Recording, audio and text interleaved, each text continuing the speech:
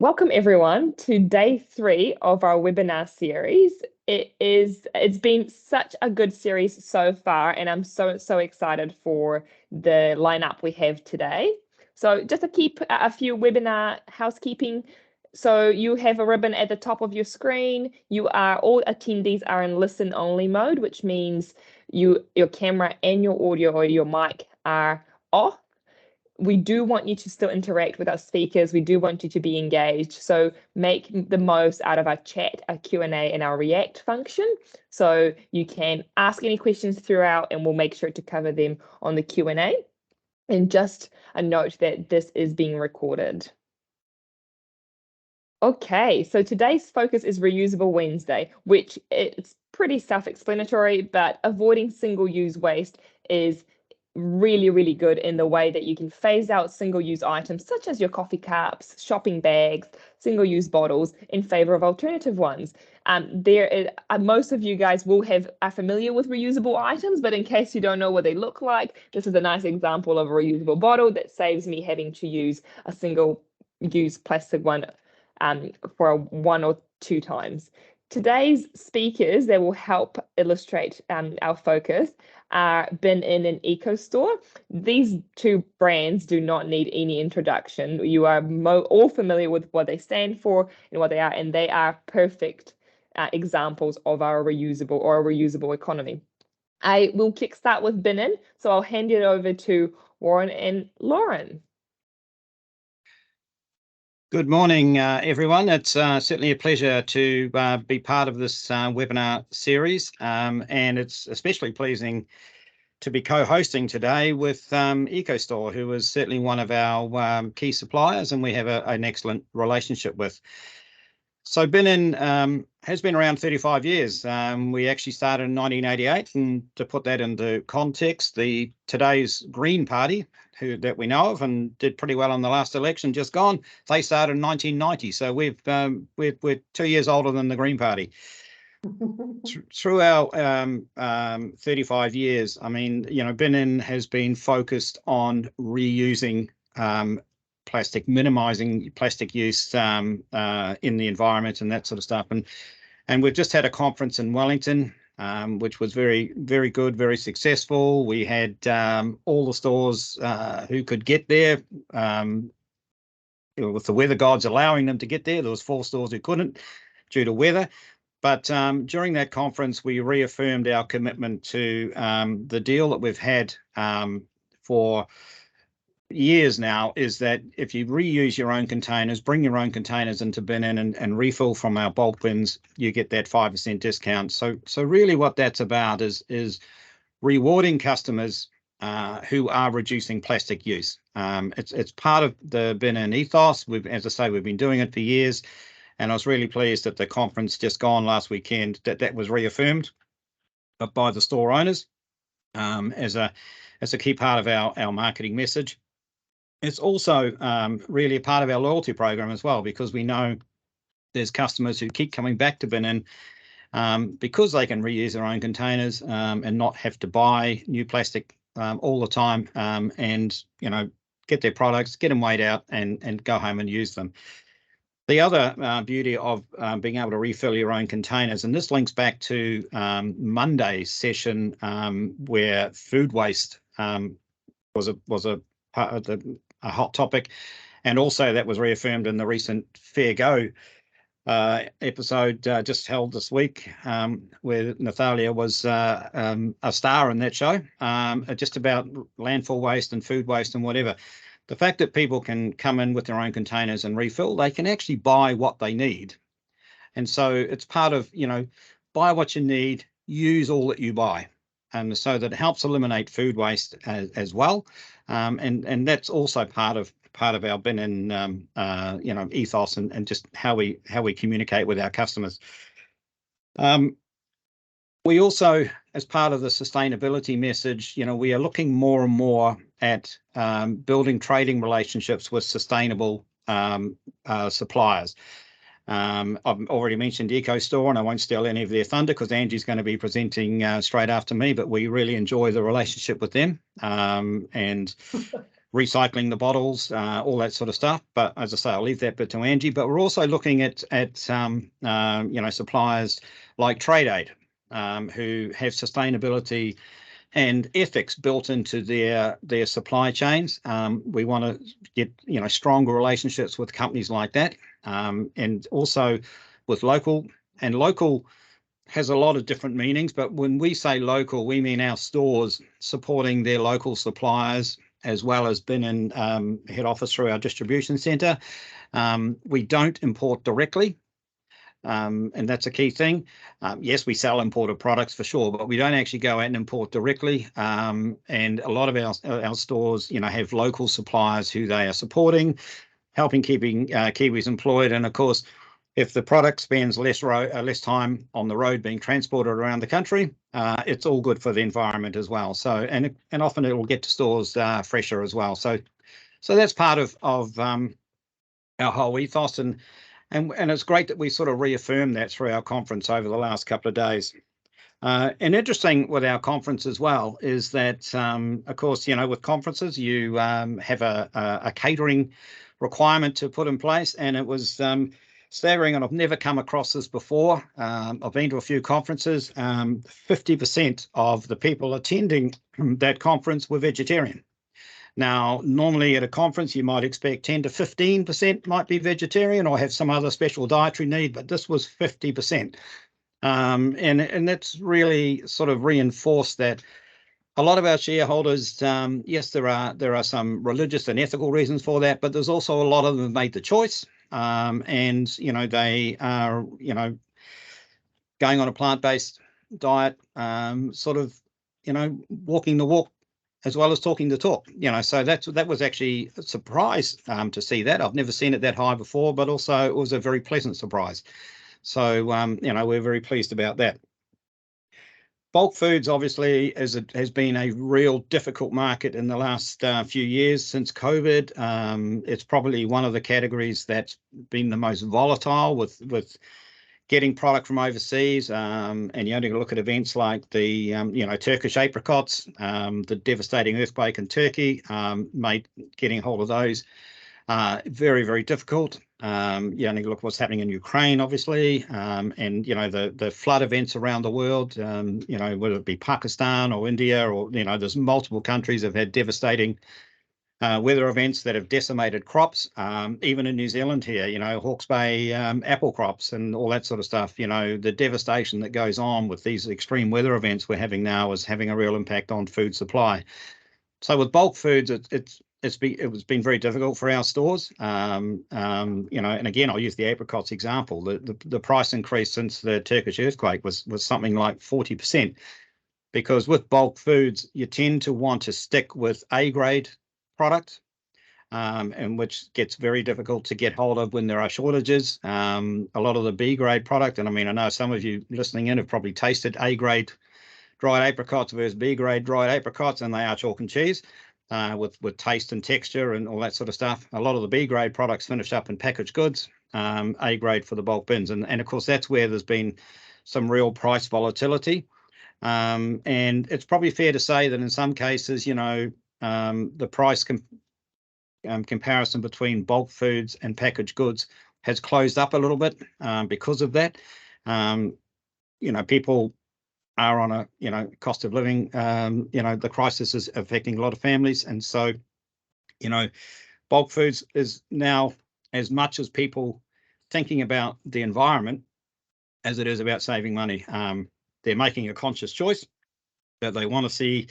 They're doing their little bit for the environment, as well as, yes, and they save money because they only get back to buying what they need and not what they have to buy because it's in a pack. And so that's where they're making the conscious savings, and not so much in the price per kilo, because again, it's that A grade versus B grade product that gets difficult for a consumer to differentiate between the two until you actually taste it. The other element to our business, and this is where again people like Ecostore come into play, is that we have a significant and building part of our business is in the home cleaning products. And we all know that, and I've used to work in supermarkets, so I sort of know the amount of plastic containers that are generated through the home cleaning categories and even the health and beauty categories, but even in home, but certainly home cleaning. And if we can just tackle that problem and, and reduce that, I mean, that makes a significant difference to how much goes into the landfills. I mean, we all know that recycling cannot be the only answer because so much product in New Zealand does not get recycled. And so we have to do other things. So reducing the consumption of plastic containers is going to, and that's where we're really focused on. And the home cleaning side of it, we put a lot of marketing effort behind it. We put a lot of recipes out there showing people how they can make their own home cleaners from any number of products, from concrete cleaners, to window cleaners, to laundry powders, to whatever. And it's all there if they want to take the time and make it. And we have all those products available. We have all the recipes. So we've really been focusing on that. We've produced posters about it and all that. And again, it's a case of trying to get people to use less plastic and reuse what they have, and just keep coming back into our stores and refill. So, and we're looking to develop that even more. And, we're looking at where we can create home cleaning solutions, with our own as well as with Ecostore, and a few bits like that. So those things are developing all the time at the moment. Another part, and this is a bit of a fun part that we've started developing, and we want to continue with it, is also targeting the kids.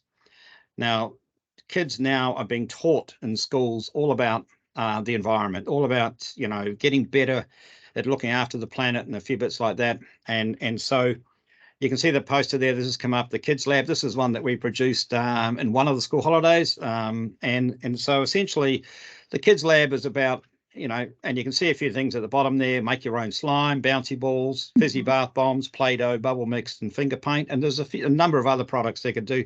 This is about kids having a bit of fun and having a go as well. And yes, they got to, pull mum by or dad by the shirt strings to drag them into a bin and to buy these products sometimes. But that's part of their learning curve as well, as to, you don't have to go into a shop and buy all the stuff all the time. Like you have to finish it. Everyone knows with toys. I mean, toys is probably one of the worst categories in the world for plastic wastage and packaging. So you can come in and do this, bring your own containers and buy all the raw ingredients, take it home, mix it up. Boom, you've got some slime, or you've got a bouncy ball, or you've got a fizzy bath bomb, or whatever you want to make. We want to do that.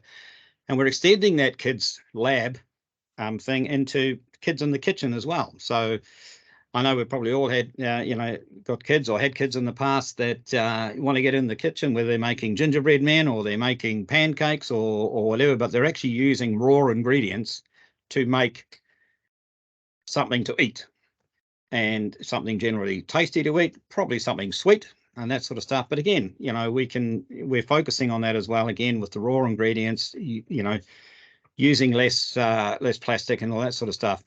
And some of the posters coming through here, we are big supporters of Plastic Free July, and we are in discussions about maybe becoming a sponsor for it next year. We'll see how we go with that. One of the promotions we've put on as well, and it's something we're going to keep focusing on next year, is zero waste lunchbox options. Parents, are under pressure, putting a healthy lunchbox together for kids. They're also under pressure from schools saying, well, this is the list of stuff you can't have, and so it gets hard for parents, especially in the morning if they're both working, to put a lunchbox program together. So we're working on that. And again, healthy options, less packaging, and that, and zero waste. So they can buy their lunchbox and they eat everything that's in it and bring an empty lunchbox home with and throw nothing out.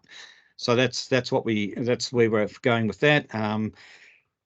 Things like, we're promoting our bulk bins, and so on. And obviously this poster we put up to celebrate our 35 years and reducing waste. And obviously using a picture of an ocean, because, we all love a clean ocean as much as everyone. And that's our little figure there, Adele, who we created this year, holding a beach cleanup bag, and that sort of stuff. And they're the sort of things that down the track we'd like to help promote as well, with maybe local schools or whatever else is going out and do things like beach cleanups and whatever else. And that's something that we'll get into more discussions with down the track. That's sort of the main points that I want to go through today. You can see in the posters at the end there how we've done the bulk cleaning. And again, AG jars, bottles, you can use jars and that sort of stuff. Again, you bring your own jars in or containers, you get the 5% discount, get everything labeled. Obviously, the bulk bins, reinforcing that message and so on. So these are the things that we're trying to develop and going forward. Bin in, we're going through a brand refresh at the moment. So next year, you'll see a lot of that happening. We want to lift our profile. Part of lifting our profile is doing much more of this. So that's where we're at. And as I say, local supply will become increasingly important as well. And so is there any questions? I mean, we'll just save the questions for the end, Warren. Okay. Thank you so worries. much. I guess it's the message of reusability has been very clear and how easy Bin-In has made this for us. We'll pass it on to Ange. Angie, the floor is yours. Wonderful. Hey, thanks, Nat, and thanks for giving us the opportunity at presenting at today's webinar. Welcome, everybody. My name's Angie Bauer. I've been with Ecostore forever, almost, not quite. And I'm currently the business manager wholesale, and in that capacity, I look after the business-to-business sector for Ecostore in New Zealand. And Nat's kindly presenting the slides to me, so I will say next slide. Just most of us probably have a bit of an idea as to who we are, but I thought I'd just quickly hark back to our beginnings 30 years ago. We're not quite as good as you, Warren, not 35, but we've just celebrated our 30th birthday. So there was definitely a bit happening back in those days, I think. As I said, we started 30 years ago at a little eco village in Northland. You can see Malcolm and Melanie Ramsey on the picture. That's our founders. And it was actually quite interesting because their permaculture village bordered onto a dock reserve with an absolutely pristine stream. And I guess for them, one of the big importance being permaculturists was that if the stream enters our property in a particular condition, we just got to make sure it doesn't end polluted further down the track. And being permaculturalists, they obviously had a lot of understanding as to what they wanted to do with the land in order to achieve that. But when they started looking into their homes, they kind of went like, oh my goodness. So in true Kiwi fashion, they kind of got together with a couple of people and started developing household and personal care products. And what was interesting is after they'd been in business for a year or two, they kept getting responses from people, hey, I switched to your laundry powder, my eczema's gone, or I'm using your dishwashing liquid and I no longer get psoriasis on my hands.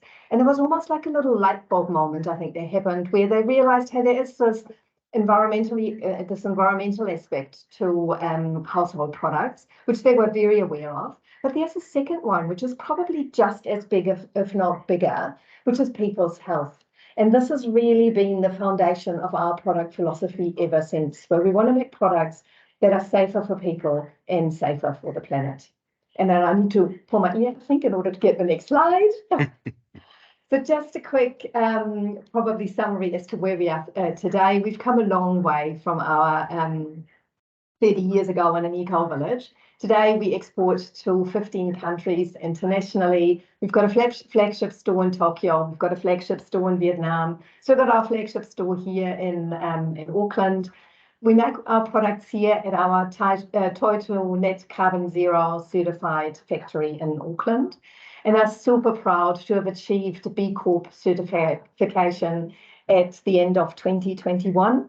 So for those of you who don't know, B Corp is the highest global standard for social and environmental corporate responsibility, a massive achievement for us and super proud. And the interesting thing is that as part of that certification, in order to get recertified, our bars put higher every time, which makes sure that we're keeping on our toes and keep improving as we move through.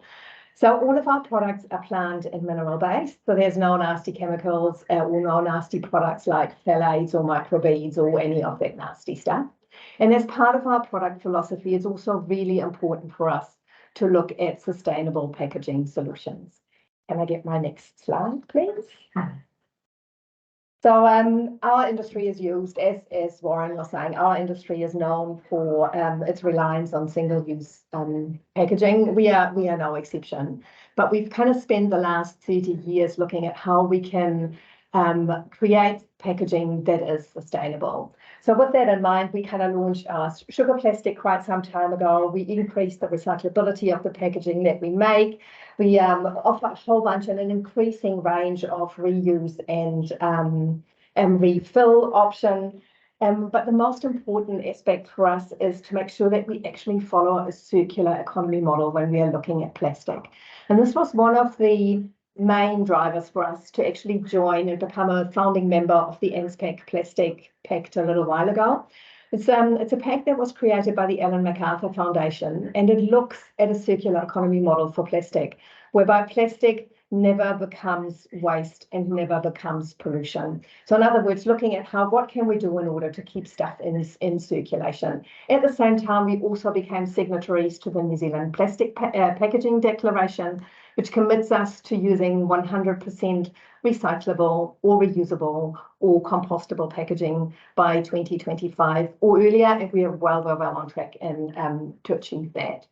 So what it means from a product development strategy for us is the classic recycling principles: reduce, reuse, recycle. So reduce the amount of plastic that we actually use for packaging in a product, reusing packaging and encouraging refill, and then recycling reuse is not possible. So obviously today our big focus is going to be on number 2, the reuse of packaging and the encouraging refill. So if I could get my next slide, please, Nat. So when we're looking at reuse, we're effectively talking refilling bottles. And refilling bottles is probably one of the biggest things that we can do in order to help save resources. Because obviously it means it's another bottle that doesn't need to get produced. What it also means, though, is that we help ease the pressure on the recycling stream at the end of that bottle's life. So it means it doesn't have to go into the recycling channel, and God forbid, if it doesn't go into the recycling channel, it definitely doesn't end up in the environment. So it's a really good thing to do. It's actually, you feel pretty good doing it too, because it's a really easy little step to actually have a little bit of impact. For us, what's important in that refill space is to recognise that different people are in different stages of their refill journey. And what I think is important is that we allow people to live a more sustainable life, irrespective of where in that spectrum or where in that journey they are, and to make sure that it's actually a convenient thing for them to do. Because let's face it, all of our lives are different, and we've got different priorities, and different things work for different people. So if I kind of just look at some of the options that we offer for refilling at home, it may be as simple as looking, you've got a picture on the left-hand side here of our new refill laundry, of our new laundry concentrates. They come as a refill pack in a bottle with the pump. So here's the opportunity for you. Hey, you might go to the shop and you might want to buy, every time you go, you buy a pump bottle. Your first little impact can be, hey, why don't you just get a refill and then refill that pump bottle once you're at home? It's an important part that the refills are more cost effective than the individual pump bottles. So for us, it's also important that we provide, I guess, like a financial incentive or an incentive for people to start changing the behaviour so that we all have a better outcome at the end. So refilling in the case of refill bottles, and actually talking about the laundry concentrate while I'm talking about it, that little 480 ml bottle that you see in that picture is actually the equivalent of a 2-litre mainstream laundry bottle. So quite a good plastic saving just by having concentrated that product. Needed to do a little product pushing here. If refill bottles are not the way that works for your lifestyle, there's a lot of family that are using our bulk refill options. Almost our entire range is available in the 5-litre format.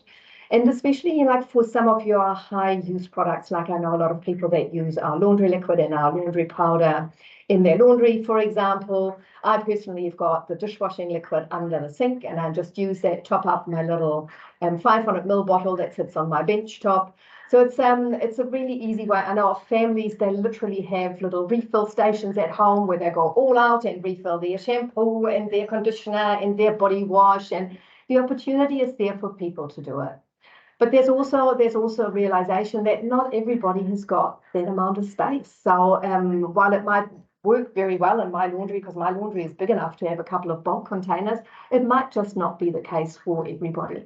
So we've also looked at providing reuse or refill opportunities with our cleaning concentrates, for example. So you see our cleaning concentrate on the left there. It's a little 50 ml bottle. The idea is you take a highly concentrated product, you tip it into your 500 ml trigger bottle, an empty one, of course, fill it up with water, give it a really gentle shake, and voila, you've got a bathroom cleaner if you wanted. You can have a refill concentrate for your multi-purpose cleaner. You can have a refill concentrate for your glass cleaner, for example. What's beautiful about the concentrates is that the size of the bottle is 50 ml, is small enough that gives us the opportunity to actually package it in glass instead of packaging it in plastic. So it's kind of like those wee little thought process that sit behind. And if I could have the next slide, please, Nat. Just needed to share that with you because we've just expanded that concentrate format into our foaming hand wash. So about 6 weeks ago, we launched our creamy coconut and our citrus burst foaming hand wash. Concept is exactly the same. You take the little 50 ml bottle, tip it into the 250 ml foaming pump bottle. Please make sure it's got a foaming pump, otherwise it's not going to work. Top it up with water, and you've got a beautiful, rich, lathered foaming hand wash that you can use ongoing. And literally all you need is those little concentrates to keep yourself topped up.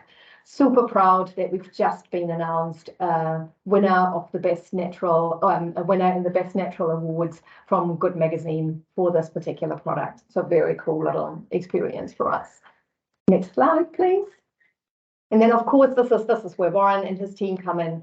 We do the refill opportunities in store. So there's a whole bunch of stuff that you can do at home on your own, whether you use concentrates or bulk products, or just a simple refill bottle.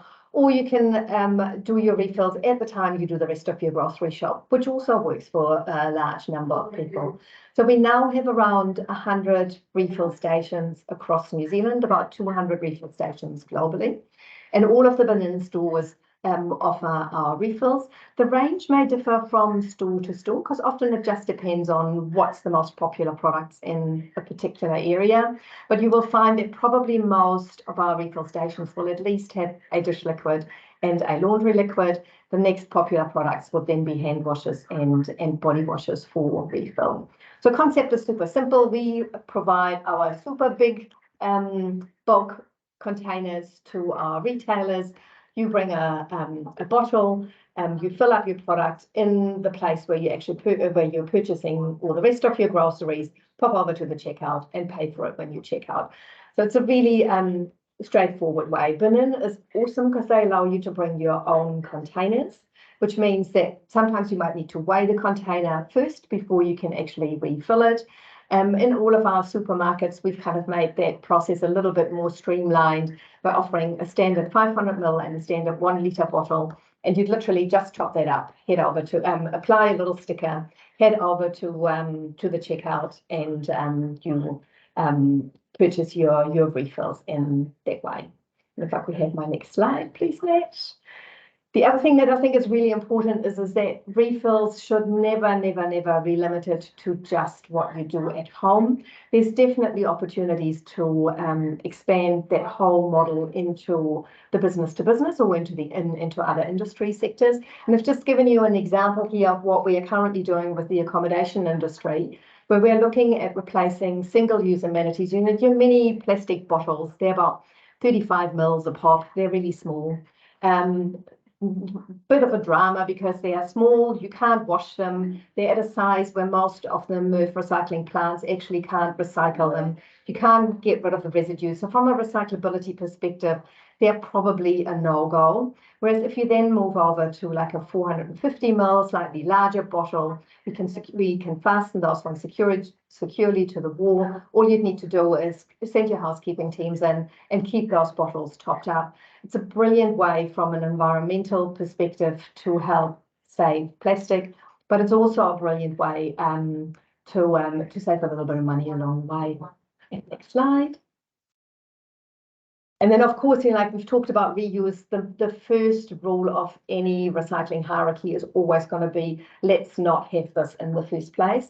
And we've spent quite a bit of time lately looking at product development and development pipelines as to what we can do in order to have products that don't require plastic packaging at all. And part of that would be, for example, our hair care bars, which we launched a couple of years ago, a couple of different variants within that for different hair types. Literally like a shampoo, but in a bar format. Because it's a solid format, it allows us to package your hair care in paper as opposed to needing a liquid that needs to be packaged in plastic. Earlier this year, we launched our toothpaste tablets. So it's an alternative to your toothpaste tubes. Toothpaste tubes, as Nat would tell you, are one of the most horrendous things to recycle. They are really, really difficult with the mixed materials that they've got in them. Our toothpaste tablets are little solid tablets. You chew them and then you just brush your teeth as normal. But again, because the format is waterless, it means we can package it in little aluminium tins. And then we've also launched our dish soap bar earlier this year. Brilliant for spot washing. Great way, because most people would have a dishwasher these days anyway. So instead of using liquid, you just literally rub your brush around across the top of the soap bar. Use that for your spot washing. And away you go. So my next slide, thank you. And then just also wanted to quickly touch on to the end of life, because we've talked about reuse, we've talked about the avoidance in the first place. So the least favorite option is, what do we do if we really can't do anything else with the plastic? We need to look at the recycling area. So we've launched a plastic return program probably about 2.5 years ago. And I think a lot of bin-ins are part of our drop-off points. So we've partnered with a range of specialty stores whereby you can return your Ecostore bottles, your Ecostore retail bottles to those stores. We collect them, we grind them up and wash them, they get melted, and then we bring them back to our bottle manufacturer here in Auckland, and they make them into new Ecostore bottles. So a really nice little circular model for the kind of plastic that we just can't get rid of. And last slide. And I guess the biggest reminder from my perspective is the most important thing on any recycling journey is, let's just make a start reducing plastic. Whether that means you move to a refill bottle instead of retail sizes, whether that means you use bulk products, whether that means you use plastic-free products, or you go to a store like Bin-In and refill your products. Every little step adds up in the bigger picture. And just to give you a little idea, in the last year, by using our bulk sizes in 20 and 5 litre, we've saved about 42,000 kilos of plastic, or the equivalent of 784,500 ml bottles.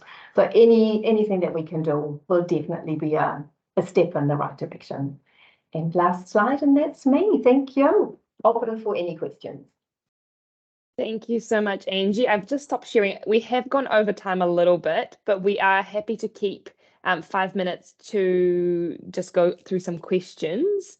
I think you've both done a fantastic job in reinforcing how easy it is to move away from single-use plastic. I think my first question is, obviously a lot of what I've really picked up from both of you has been that it's not purely just on that single-use plastic point of, yes, of course, reusing what you already have is a lot better. I really like the point, Warren, that you've made on the food waste. I guess buying in a reusable format allows you to actually shop just for what you're after. So sometimes you do buy 2 kgs of rice when you're only after 500 grams or whatever it is. So that really helps in other areas. And Angie, you've made the point on the strain in the recycling industry. So both points being beyond, while recyclable plastic is a good alternative if you don't have other avenues to go, there is still the option of avoiding it altogether. My question will be, is there, for anyone starting now, if you haven't convinced them already, what's the one thing that they can do that really reinforces that point on buying bulk, phasing away from plastics. What is the one piece of advice that you would give to someone starting their journey now? Do you want me to go? And then Angie follow? You go, Yep. Warren. Yes. Yeah, go. Yeah, look, I've always had a personal belief that one of the biggest issues with the environmental pollution has been rampant consumerism. We talk a lot about agriculture, we talk a lot about transport, but we very rarely talk about rampant consumerism. And that's been driven over the years. And that's where every household can make a difference. And it may seem minuscule, but if millions of households are doing it in New Zealand, you just saw the numbers there that Angie put up, about 780,000 bottles being saved. That's from households in New Zealand, and so collectively, if we all do this, we do make a massive, massive difference. It may not hit the headlines in the newspapers, but it makes a massive difference. And you saw the Fair Go program the other night, Natalia. Every household can make a difference. And it might only be little, but collectively it's massive. And that's where I would say to people, come in, if you do come into your local bin in, bring your own containers. You can get them weighed at the counter, and so they know what the tear weight is. You can refill them, buy only what you need, use everything that you buy. So nothing's going off in your pantry, nothing's going in the rubbish bin, nothing's going in the landfill. And you're using everything that you buy. So you're saving money, but you're also doing a great job for the planet. And I think that's the key message I think we can all take. And that's the same with home cleaning products and that sort of stuff. I mean, generally with home cleaning, they tend to fill a bottle. But again, you're not compelled to buy a particular size. You can actually buy just what you need. If you want 100 mils of cleaning product to do a very tiny job in your house, you can come in a bin and you can buy 100 mils. That's as simple as it is, but you're using Angie would everything disagree that with you're that. buying. Yeah. Angie would disagree. No, I know she Angie probably would, but I mean, but the point I'm making is if you wanted to, you could. Like I'm thinking backpackers and people in caravan, like camper vans and that sort of stuff. They only want to buy a little bit at a time. They can, sort of stuff. Angie, I'll hand over to you. No, and I think, Warren, this is the really good point, is not everybody is in the same boat. And if they can come to a bin and refill, then that's absolutely brilliant. Now, my one single piece of advice, I guess, to people is around that it's really easy to make a change. So it literally is as simple as, instead of grabbing the laundry liquid that has a pump on it, grab the one that's a refill and keep your pump. Those pumps can last, like our spray cleaner triggers, for example, they're designed for about 25 rounds of product use. So don't biff them, just make those tiny wee little changes that you can. And when you kind of look at horrible global statistics that more fish than plastic in the ocean by 2025, there is never a better place to start than right now. Absolutely. We've had a couple of questions on locations. So is there an easy place that people can find their closest bin in or their closest Ecostore bulk supplier? For bin in, just go to the website, www.binin, and you'll find a store locator on there. Yep, absolutely. Yep. And every one of our stores has Ecostore products in it, but I'm sure Ecostore have other retail channels as well. Yeah, and we publish all of our refillers on our website. There's a dedicated page that shows you where you can refill Ecostore products. Amazing. I definitely am a regular bulk shopper, and it's just the point you touched on, how happy you feel. You just, for some reason, you feel like your life is in control after you leave a bulk shop. Just thank you all so much. There's been a couple more questions, but I'm conscious of the time. So we will answer to any other questions offline and directly to you. Thank you all so much for attending, and both Angie and Warren, you guys did a fantastic job in encouraging everyone to reuse more, avoid packaging where possible. Please come along tomorrow to our Rinse and Clean Thursday webinar, where we'll be discussing with MFE and Reclaim on what happens when you do get to recycling. So obviously, if you can't avoid all, what happens then? Thank you all so much, and enjoy the rest of your day today. Thank you.